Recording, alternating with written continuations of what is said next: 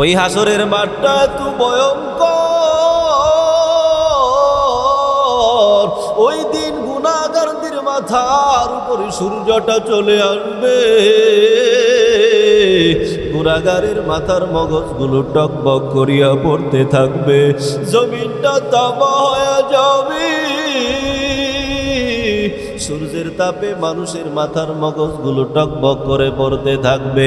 আল্লাহ তাআলা নিজে ভয়ঙ্কর আওয়াজ দিয়ে বলবেন, লিমানিল মুলকুল ইয়াউম লিল্লাহিল ওয়াহিদিল কাহ্হার।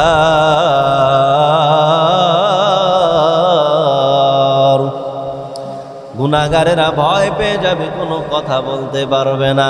আল্লাহ বলবেন, আজকের রাজত্ব কার? তারা পৃথিবীর মানুষ কোনো কিছুই বলতে পারবে না।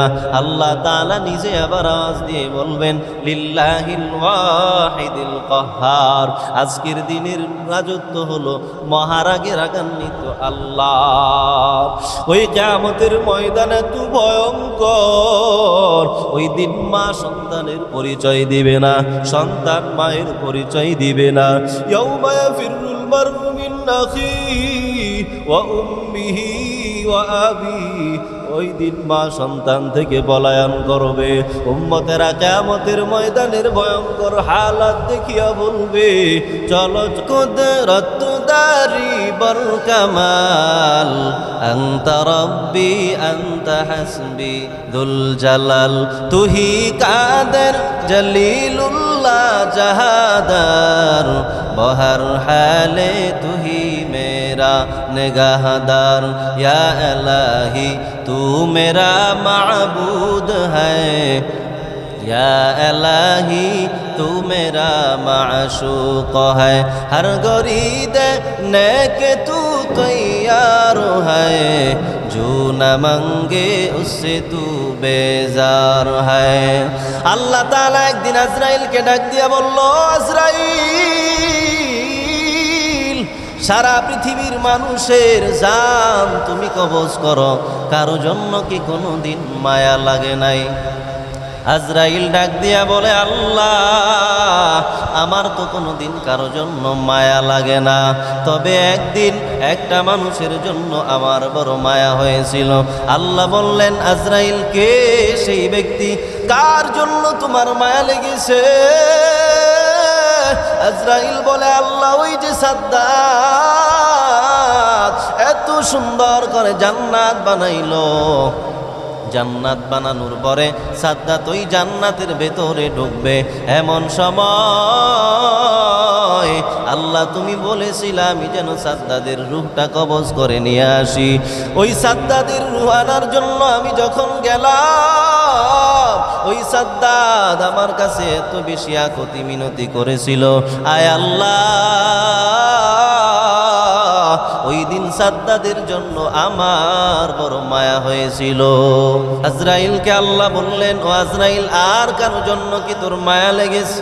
আজরাইল বলে, আল্লাহ ওই যে সমুদ্রের মধ্যে একটা বিশাল জাহাজ চলতেছিল, সমুদ্রের মধ্যে ওই জাহাজ চলা অবস্থায় সমুদ্রের উত্তাল ঢেউয়ের কারণে ওই জাহাজটা যখন ডুবে গেল, আয় আল্লাহ ওইখানে শত শত মানুষগুলো যখন মারা গেল, একটা মহিলা বাচ্চা প্রসব করেছিল রে আল্লাহ, ওই বাচ্চাটা প্রসব করার পর আল্লাহ বললেন, আজরাইল তোমার কি আরো কারো জন্য মায়া লেগেছে? আজরাইল বলে, আল্লাহ ওই যে সমুদ্রের মধ্যে একটা জাহাজ একদিন ডুবেছিল,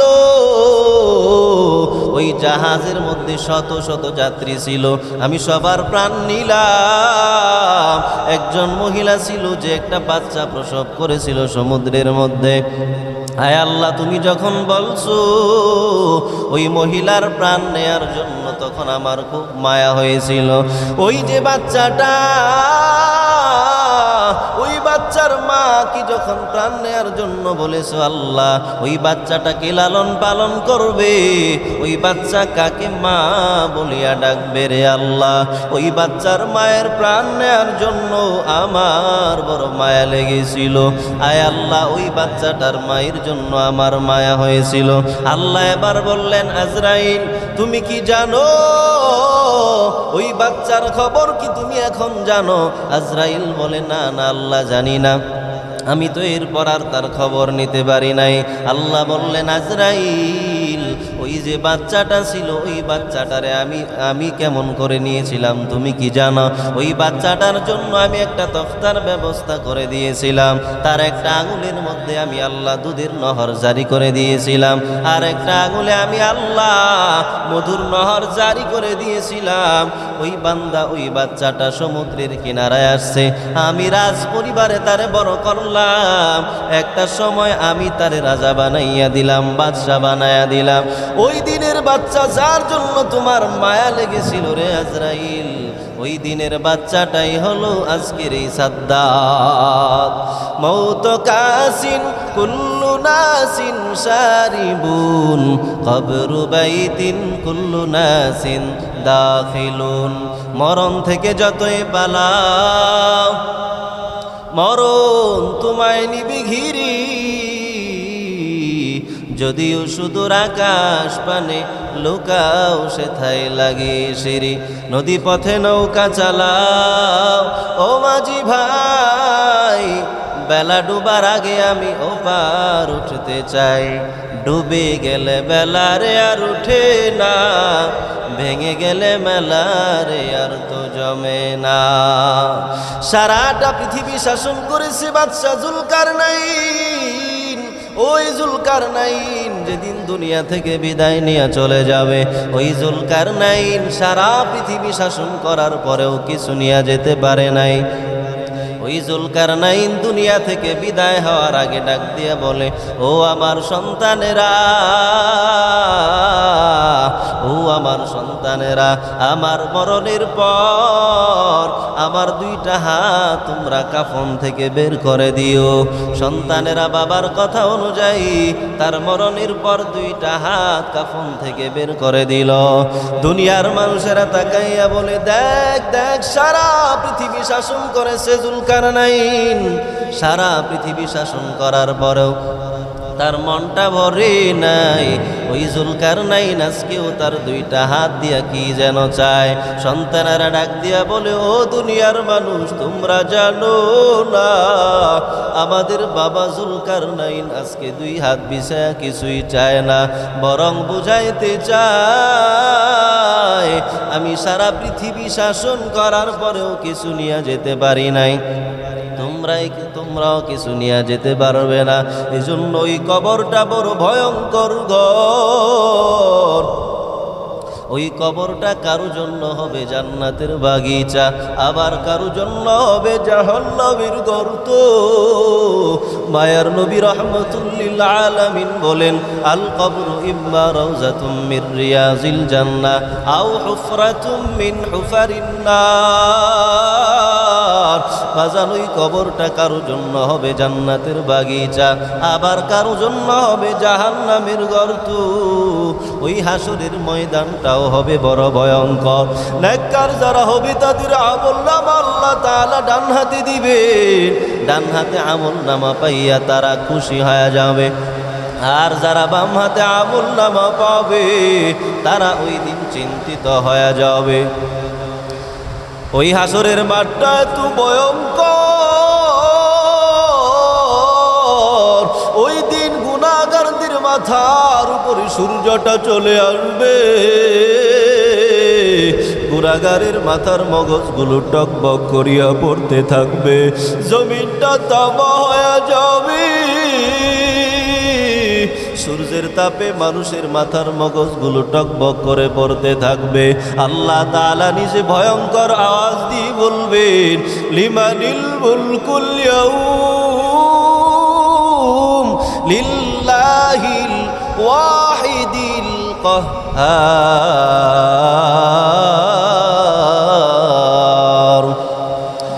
গুনাহগারেরা ভয় পেয়ে যাবে, কোনো কথা বলতে পারবে না। আল্লাহ বলবেন আজকের রাজত্ব কার, তারা পৃথিবীর মানুষ কোনো কিছুই বলতে পারবে না।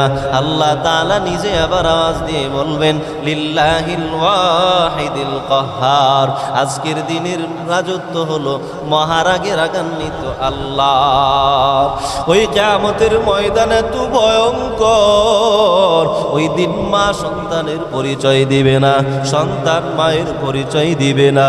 ইয়াউমা ইয়াফিরুল মারউ মিন আখিহি ওয়া উম্মিহি ওয়া আবিহি, ওই দিন মা সন্তান থেকে পলায়ন করবে। উম্মতেরা কিয়ামতের ময়দানের ভয়ঙ্কর হালাত দেখিয়া বলবে চলো চলো নবীদের কাছে চলো, সুপারিশের জন্য যাই। সব নবীরা মিলে, সবাই মিলে এবার আদম নবীর কাছে যাবে। আদম নবী বলবে উম্মতেরা আজ আমি নবী পারবো না, যাও যাও মুসা নবীর কাছে যাও।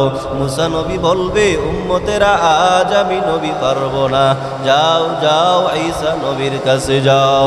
ঈসা নবী বলবে উম্মতেরা আজ আমি নবী পারবো না, যাও যাও আখিরি নবীর কাছে যাও। উম্মতেরা এবার সবাই মিলে আমার আপনার নবীর কাছে যাবে। ওই দিন নবী নূরের মিম্বরে বসবে না, আমার আপনার নবী আরশের মহল্লায় সিজদায় পড়ে কান্না করতে থাকবে আর বলবে ইয়া রাব্বি উম্মতি, ইয়া রাব্বি উম্মতি, আয় আল্লাহ আমার উম্মতের কি উপায়, আমার উম্মতের কি উপায়। আল্লাহ বলবেন নবী আপনার মাথা উঠান, আপনি যা চাইবেন আমি তাই দিব, আপনি যা বলবেন আমি তাই কবুল করব। ওই নবীর কত মায়া রে কত মায়া, ওই নবী উম্মতের কথা দুনিয়াতেও ভুলে নাই, ওই হাসরের ময়দানেও নবী উম্মতের কথা ভুলবে না। ওই নবীর মহাব্বতে একটা গাছও নবীর জন্য কান্না করেছে। আমার নবী, ওই কিয়ামতের ময়দানটা এত ভয়ঙ্কর, ওই দিন জমিনটা তামার হয়ে যাবে, সূর্যটা মাথার উপরে চলে আসবে, সূর্যের তাপে মানুষের মাথার মগজগুলো টকবক করে পড়তে থাকবে, গুনাহগারেরা পেরেশান হয়ে যাবে। আল্লাহ তাআলা বলবেন ও গুনাহগারের দল, আজ কি তোরা আলাদা হয়ে যা, ওয়ামতাজুল ইয়াউমা আইয়ুহাল মুজরিমুন। আল্লাহ বলবেন ও গুনাহগারের দলের আলাদা হয়ে যা, আমার দেয়া নদীর মাছ খাইলি, আমার দেয়া সব কিছু বক্ষণ করিয়া আমার নাফরমানি করেছিস, আজকে তোদের কোনো ঠাঁই হবে না। গুনাহগারেরা ওই দিন পেরেশান হয়ে যাবে, ওই দিন আমার মা আমার পরিচয় দিবে না, ওই দিন আমার বাবা আমার পরিচয় দিবে না। ইয়াউমা ইয়াফিরুল মারউ মিন আখিহি ওয়া উম্মিহি ওয়া আবিহি, মানুষগুলো ওই দিন কিয়ামতের ময়দানে পেরেশান হয়ে যাবে।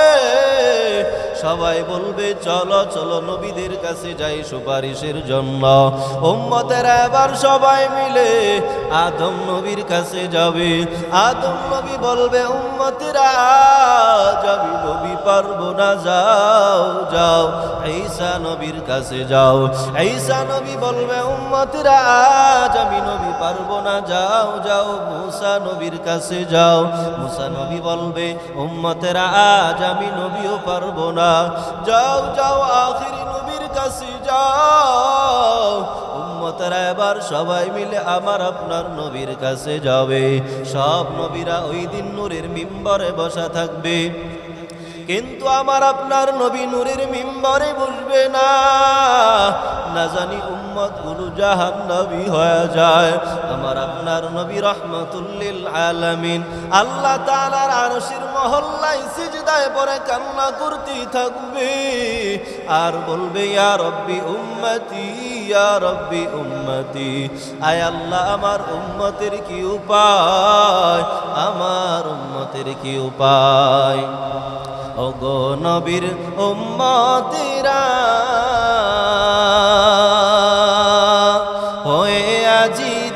সাহারা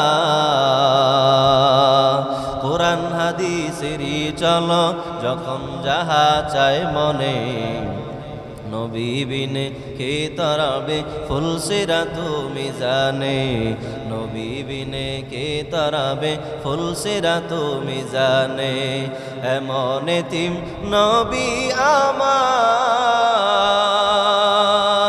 পিতা মাতা নাই যে তাহার এমন এতিম নবী আমার